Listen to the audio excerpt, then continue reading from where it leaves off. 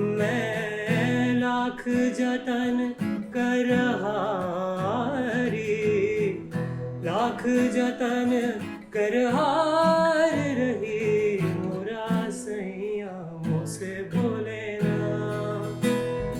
Look, every time I come here, of course, it feels very nostalgic, and I know I love spending time over here. And the only thing is that the school is growing, day by day. So every time I come here, it's like, okay, this new building has come up. Okay, they have changed the colors. I think this was the office where I gave my Billabong interview. Yeah, exactly. And I was with Savina. Now imagine an introverted kid who doesn't know English speaking to Savina. I believe you graduated in 2016? Yes, I did. But do you remember me? Absolutely not. So how is Cape Town as a place? So everybody is going to receive a shock now, because what if I tell you that I actually completed my entire masters from my room in Indore? No. Really? I loved watching cinema in the theatres when we used to have these single screen theatres. There were no multiplexes in Bhopal. We're not even the cinema or like multiplex generation. We're the Netflix generation. We stare at a cinema watching. Exactly. The Billabong Podcast. Hi guys, my name is Priyansh Kare. Usually I've seen on this podcast, we start with our titles. So let me introduce myself. I'm not in the student council, nor have I ever been. I think the school administration just said, we need the most good looking, most charismatic person to host this next episode. And his name is Joshua Gupta, and they got my number instead. But I'll take my wins. Speaking of Mr. Gupta, that's the very handsome gentleman here. Joshua, say hi. Thank you for the introduction. Hello everybody, I'm Joshua. And I would love to introduce our guest here, but I don't think I could possibly justify that. I thought if you could please do us the pleasure of introducing yourself. Right, thank you. Hi everyone, I'm Atharva Korde. I'm an alumnus of Billabong High International School, Bhopal.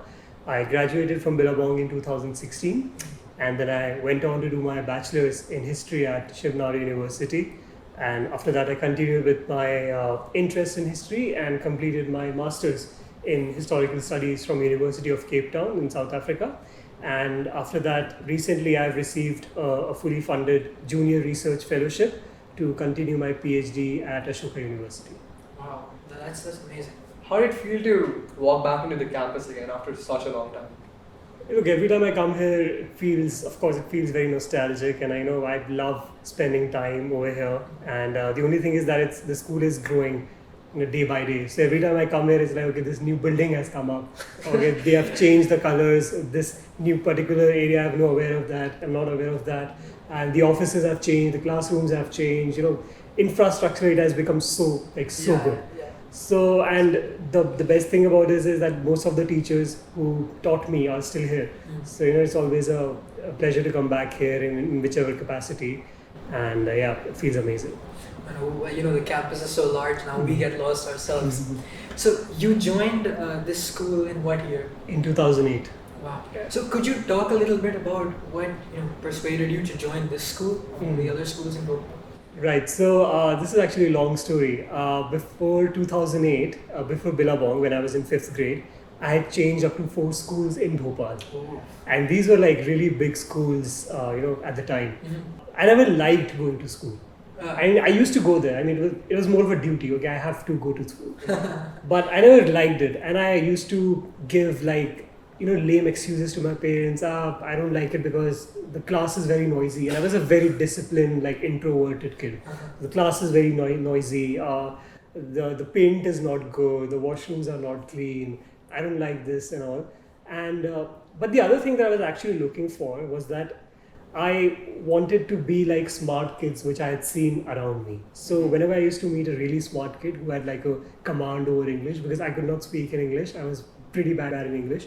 So I could not speak, and I loved watching them. At my age, they had the way they used to communicate with adults and everyone. So I wanted to be like them, and I knew I wasn't smart. I was only hardworking. So I will need something that will change me. And I applied in 5th grade, and I remember my interview that went horrible. We had an exam. Interview like an exam, entrance exam in 5th grade. Oh wow. So English, science, maths, I think. Yeah. Yeah, and I think social sciences. And it was a 25 mark exam. So yeah, I passed all other subjects with good marks. And in English, I failed. I got 9 out of 25. Oh. So Sabina ma'am actually used to take interviews at that time, and she called me. Okay, maybe he got nervous. Maybe let's speak to him, and maybe we'll figure out how he is. And I went up there. I think this was the office where I gave my Billabong interview. Nostalgia. Yeah, exactly. And I was with Sabina. Now imagine an introverted kid who doesn't know English speaking to Sabina ma'am. I can't imagine. Exactly. And the only English I knew at that time was like, hi, I'm Atharva, I'm 11 years old, and I study in school. But at that time, I didn't know if I had to say in school because I was about to join Billabong. Exactly. So I said, okay, I don't know, what should I say now? So she asked me, to introduce myself. And then she asked me, okay, what do you like doing? So I thought, okay, now I have to come up with something really smart or intellectual. I told her that I like reading books. Until then, the only books I had read was Champak comics in Hindi, which we used to get on railway station. Yeah. So I used to buy Champak comics and I used to read them in Hindi. I told her, I like reading books. And she's like, the next question, the follow-up question was, what kind of books do you read? And the biggest English word that I knew at that time was mystery. I told her I like reading mystery books. And I had not even watched Harry Potter at that time. So I had no idea about mystery, fantasy, anything. And she said, oh, mystery. So can you just name one book that you've read? And I said, okay, I now have to lie. And I lied. I said that it was, I don't remember, but it was called Mystery of a Man or something.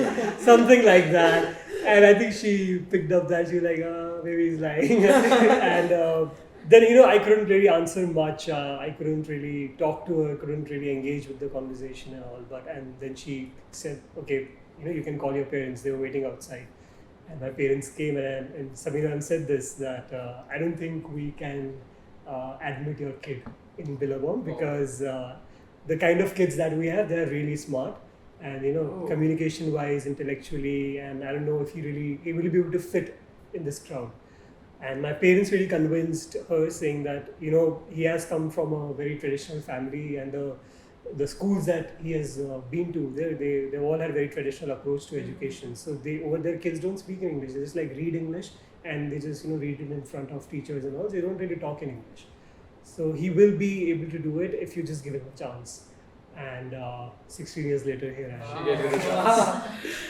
So, 16 years later, what are the differences that you're kind of observing now and then about the school? I think the soul of the school is still intact.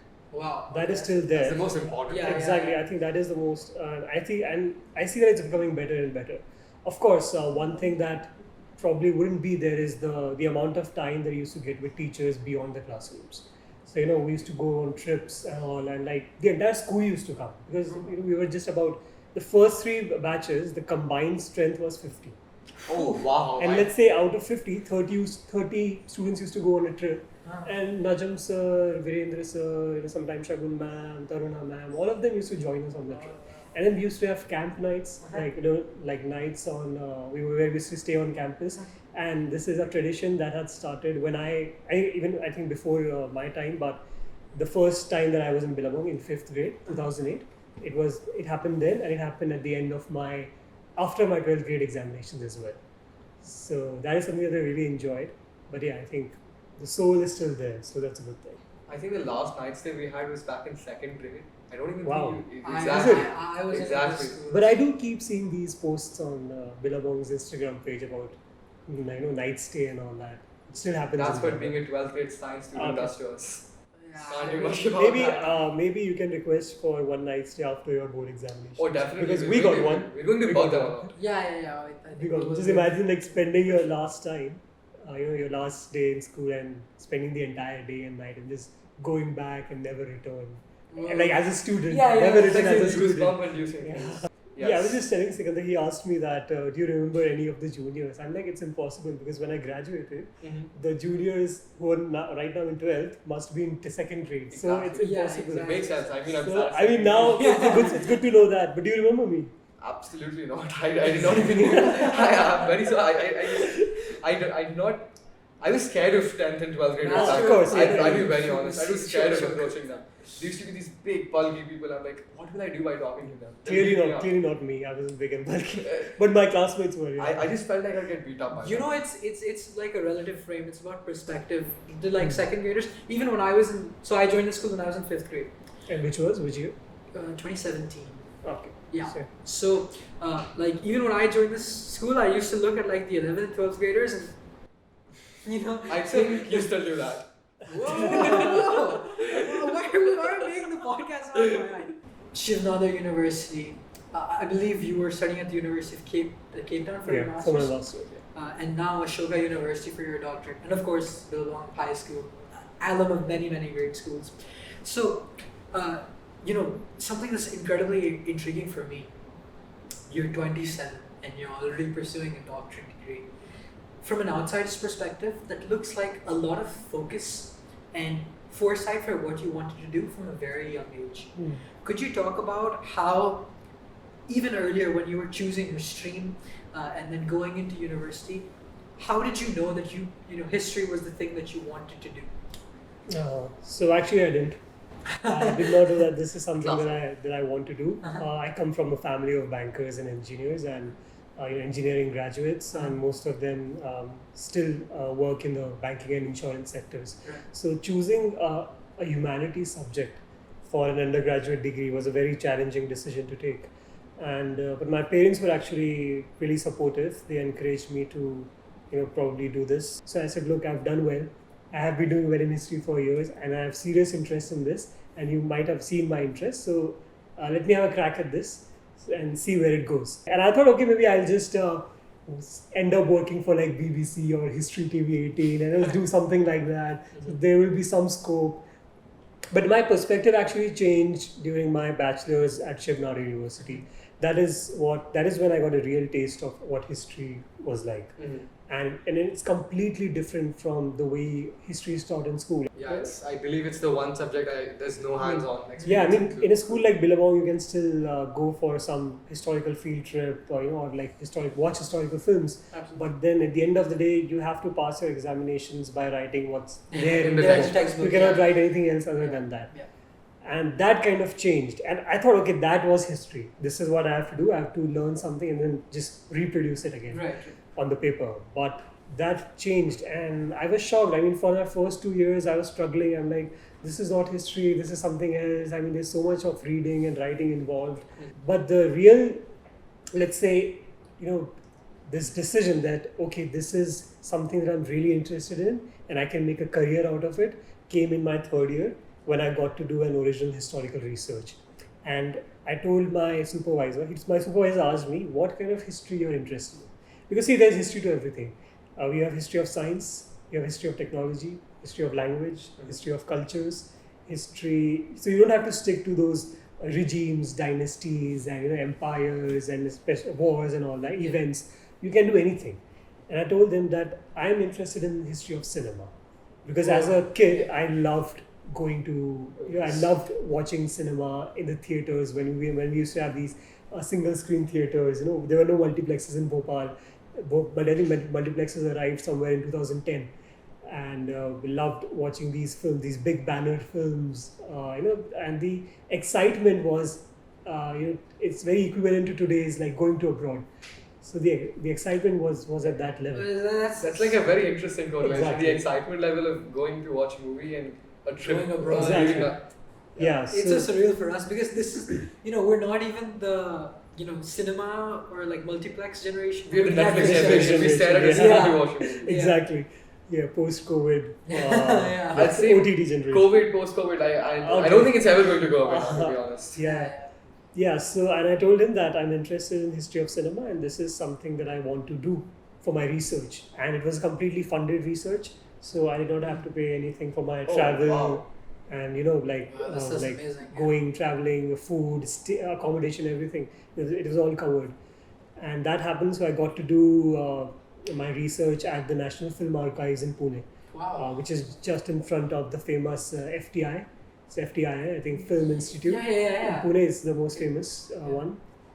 So over there, and that's when I got into research, And the good thing was that at Ashoka University, I got a taste of what lies ahead, because I think that is very important. That these are the pros and cons. Because I also used to have conversations with my professors beyond classrooms.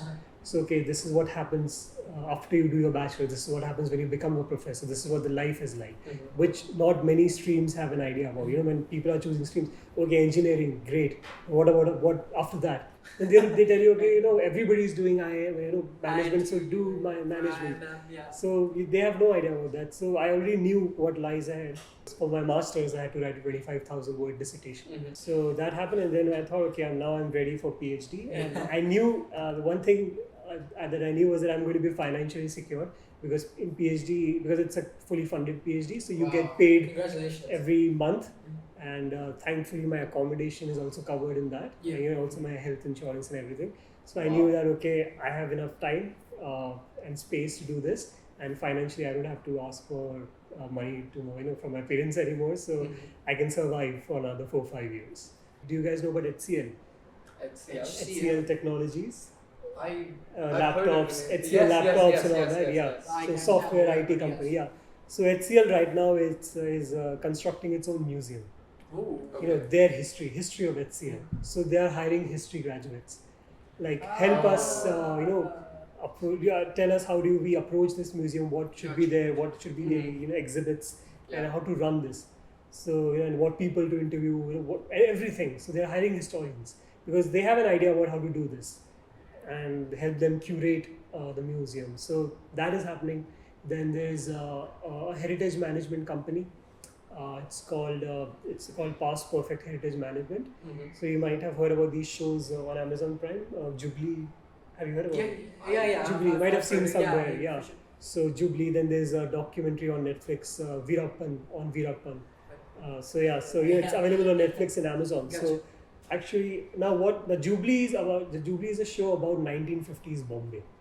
Now, what a 1950 Bombay looks like. Post-independence. Exactly. What is the culture? Perfect place for someone that has history and cinema background. Exactly. I understand. Exactly. I mean, that's like I see what you're that's a dream job, you could say. Exactly. But you know what? So what a 1950s Bombay looks like and all that. So what they do is they hire these history graduates and they ask them to do research on 1950s Bombay, tell them what was the culture, what was the language, what were the slangs, the costume and everything, and give us that research. And on the basis of that research, we'll develop a script. Wow. And then they shoot the show. So this is something which caught my mind earlier as well. I wanted to ask you this. You mentioned you did your master's from the University of Cape Town in South Africa. When I think about doing a master's, I think going to South Africa is a little bit out of way. I would say personally, could be different for the other people. At least for an Indian person, I would say it's a little bit out of way. Most people would look at some other countries. What was the main motivation for you to go to South Africa or pursue your master's from South Africa? Right. So there were two reasons actually. The first one was that there's a historian. His name is Dr. Bodhisattva Korde. He's an Indian and he is the head of the Department of Historical Studies at the University of Cape Town. Okay. And my supervisor, Dr. Imon Mitra, he at Shibnad University. Dr. Mitra was actually a PhD student of Dr. Bodhisattva Korde. And I was highly impressed by Dr. Mitra, and I was like, I want to become a historian like him. And when I actually found out that there's somebody, he has learned it from somewhere else. He's the master. Dr. Bodhi was like your scientific grandfather. Exactly. He was like, okay, I have, and then I watched his videos, I read his books, I read his articles. I'm like, this is I think I want to be taught by him. So he was the sole reason. And the other reason was actually this was a 2-year master's degree. So usually we also have like a 1-year degree, which is, I think, for me personally, it's like really congested because it's like a trimester thing. And the dissertation is not, it's not very, intense. And I don't know, this is my personal thought. But over here in South Africa, at University of Cape Town, we had 1 entire year for research. And that's when we had to write a 25,000 word dissertation. Wow. So first year was coursework and second year was dissertation. And for my thesis, I actually worked with Dr. Bodhisattva Korde. and got to know him better and all that. I thought, okay, this is got a really Must have good been a time. fantastic Exactly. experience. So these were like two primary reasons. So how is Cape Town as a place, and did you notice any differences between like South African education system and Indian education system? Right. So everybody's going to receive a shock now because what if I tell you that I actually completed my entire masters from my room in Indore? No, really? That sounds- Exactly. Yeah, I mean, this was a very bizarre scenario because I joined. I'm sorry, so you Yeah. sat in your room, you completed a South African education, piece of South African Yeah. education while sitting from your desk in Indore. Exactly. Completely And, online. I think I've made history. I agree. By you doing have that. ministry. You have ministry. And this is actually a very bizarre scenario. So and this was a yeah. COVID-induced scenario? Exactly. So I joined my masters in 2021. Yeah. It started in March 2021, Mhm. and that is when we had a very severe, second Second wave, second yeah. wave of COVID, and PTSD. simultaneously there were waves going on in South Africa as well. Yeah. So for my first semester, I thought I did my entire class online, all my classes online, and even there, even the people in South Africa were doing it online. So Okay. even my classmates were actually online as well. Okay. So it didn't really make sense because if I were to go to Cape Town, You'd be sitting I in your would room. be sitting there in my room. I know, so it didn't really make sense to pay so much and then Yeah, go I there. completely So understand. that's why. So I was always looking forward to it. So I waited for my first year. The COVID didn't end. Second year, Omicron came in, Oh. and then that didn't happen. And then I thought, okay, second year I have to do my research in India, on India anyway. So my archives, my sources are over here, so it doesn't make sense to go there. And finally, in 2023, for my convocation, I got to go to Cape Town. For your And, convocation. Yeah, so Oh. I saw my university for the first time during a convocation. Must have been a surreal experience seeing the university you've been getting an education from for the Right. past 2 years, seeing And- it finally in front of your Yeah, eyes. and it still feels unreal because I used to have so many dreams during my masters. That okay, I'm in Cape Town, I'm with my friends, my professor, and I used to wake up like, Indore again, like, just a dream. And I spent only 8 days in Cape Town, and even today it feels like a dream that I could only spend only 8 days in Cape Town, and I did everything. Thankfully, the trip went really well. I got to meet so many professors, some of my classmates, and I got to visit Cape Town University. And the most shocking thing actually was that when I went to get my student ID card, I was 3 days before my convocation. So when I went there to the administration, and they asked me, okay, so you're joining university from next year? I'm like, no, I'm graduating in 3 days. And they were like, what? How does that work? And I was like, yeah, it's a long story, but I'll come to it. So, Atharv, we've been informed that you were also involved very much in the formation of the school's mission and vision statement. Do you mind sharing with us your experience, how that went about? Yeah, so the school reached out to me last year, and they were looking to, upgrade their vision and mission statements. So they asked me if I would like to be a part of this 10-member team, which comprised of 2 people from the administration, 2 parents, 2 current students, 2 teachers, and 2 alumni. Forming a 10-member team, and discussed upon the new vision. What could be the new mission and vision statements. And I think it was important because the vision and mission statements are like the foundations of any institution. So, and you also need to be kind of like up to date because the world is changing constantly and rapidly. So you need to be up to date, upgrade yourselves continuously. And I'm glad that the school decided to do that and include me in this process. Absolutely. Sounds like a lot of thought went to it. Absolutely, yeah. Okay, so I actually have a question for you guys. Absolutely. Right, so I mean, you told me that you are pretty decisive. You know what to do in life, at least the immediate next phase. So what I want to ask you is that, what were your thoughts on history?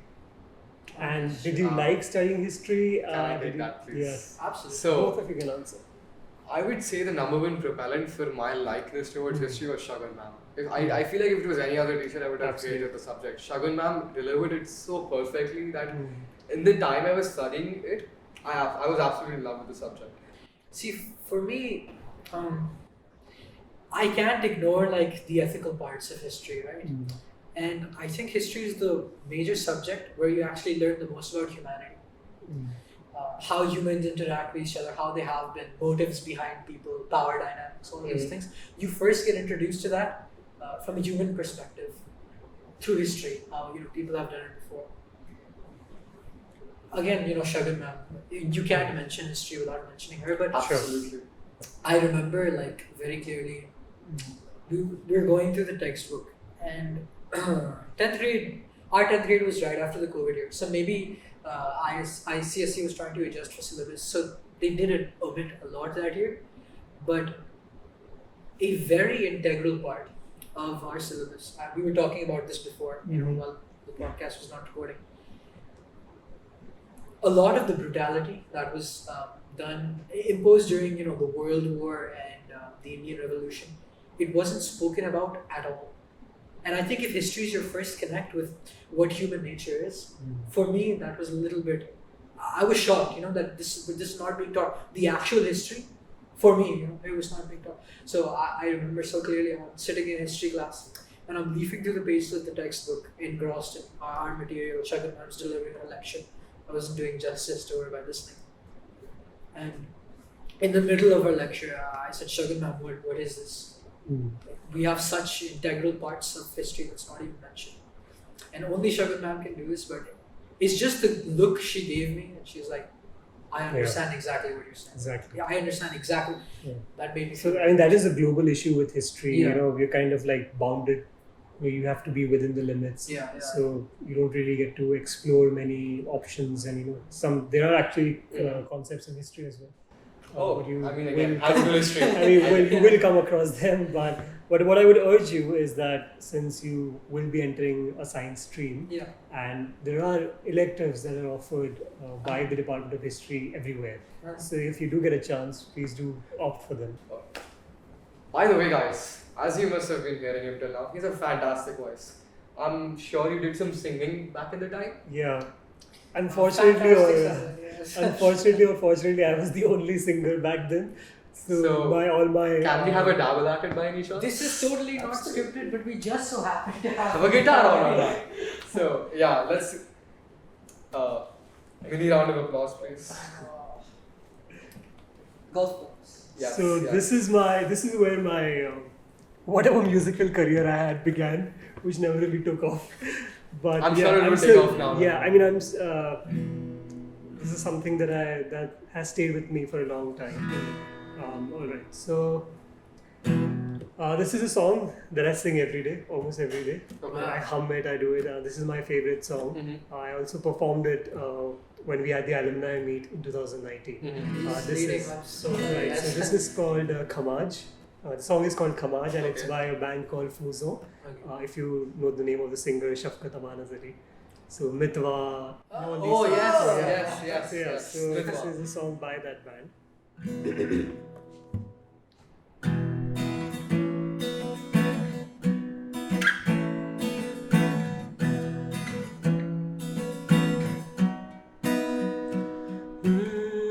सावन भी तो जाए बेहरवा, सावन भी तो जाए बेहरवा, मन मेरा घबराए, मन मेरा घबराए, सो गए परदेस पिया तुम, ऐसो गए परदेस पिया तुम, चैन हमें नहीं आए, चैन हमें नहीं आए, मोरा सैया मुझसे बोले ना, मोरा सैया मुझसे बोले ना, मैं लाख जतन कर हारी, लाख जतन कर हार रही, मोरा सैया मुझसे बोले ना, मोरा सैया मुझसे बोले ना.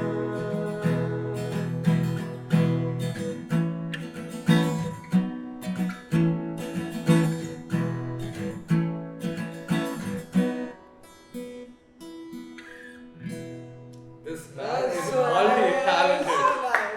That is so amazing. This man is Multi-talented. I love your voice. I love your voice. That was amazing. Thank you guys so much for joining us on the second episode of the Billabong. Oh, by the way, Athar, do you know any other languages? I do. I know Hindi, English, Marathi, and a bit of Spanish as well. Atharv, English or Spanish?